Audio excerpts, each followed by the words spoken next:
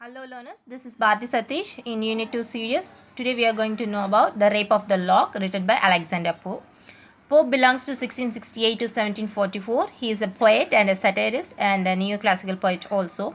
His style was heroic couplet. He used many heroic couplets.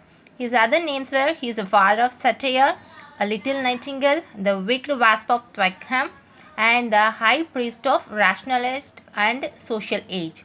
His most famous works were The Dunciad, an essay on criticism, Epistle to Dr. Arbuthnot, his translation of Homer, an essay on man.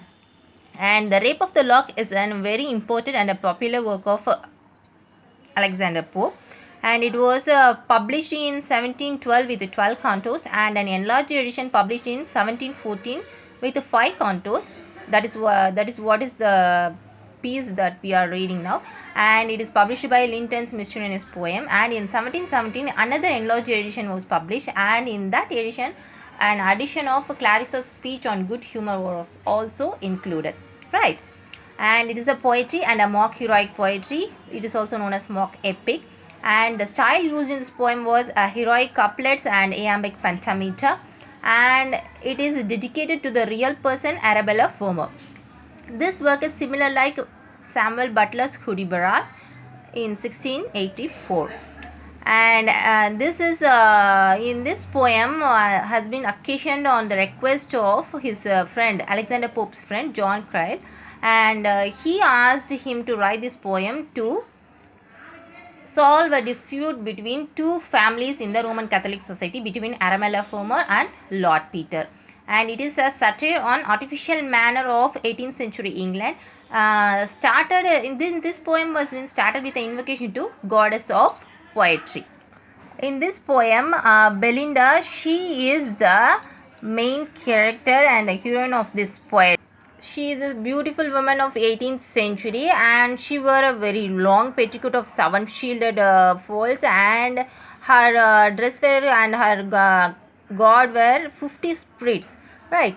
And she traveled in River Thames to took part in a party at Hampton Court, and she sailed in the river called Thames. Please do make note of that. She is more beautiful than the morning sun, right?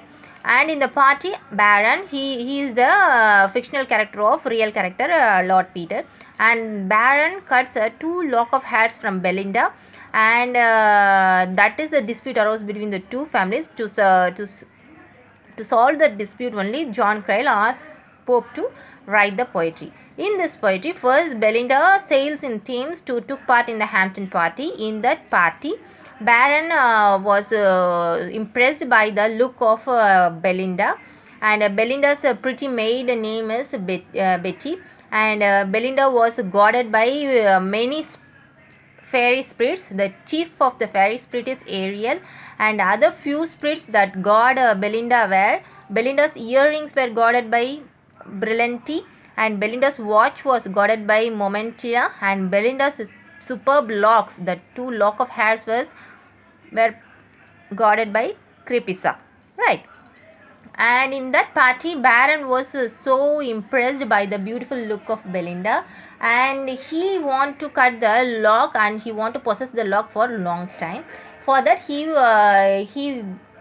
sent his prayer to the goddess of love, and in that prayer, first prayer is to cut the 2 locks, and the second prayer is to keep it for a long time. But the first prayer reached the god, the second prayer is swept away by the wind, right? And during that time, after here in that party, Belinda plays two games, a card game named Omber with 2 companions, and she won in the games. Belinda's lapdog name is Shock, right? It has been asked in many exams that Belinda's lapdog name is Shock, right? Baron was so impressed to cut the 2 locks after having the coffee given in the party, right? And Clarissa is a hostess of the party, and she gives the scissors to Baron, and with that scissor he cuts the locks from Belinda. That became an issue, and Sir Plumy and Thalestris is he is the comforter, or she is the comforter of Belinda, and Thalestris Bu, her fiance is the Sir Plumie, and both consoled Belinda, and Sir Plumie asked Baron to return the lock, but Baron refused, and in anger she shouts. During that time, Umbriel, a mischief gyno, they were fairies. Ariel and other were fairies guarding Belinda, and Umbriel is a mischief fairy gyno, and she went to the cave of spleen, and she took 2 caskets of shies and tears and poured them in the heads of Belinda and Thalestris, and they became so melancholy, and they weep also. And finally, Belinda took a snuff from Sir Plumie's box and poured it on the nose of Baron, and she went away. And finally, the lock of hair became stars, very bright in stars or constellation in the sky. And Pope says that even though his poem also made that 2 locks immortal, and it has been remembered forever and ever. This is the end.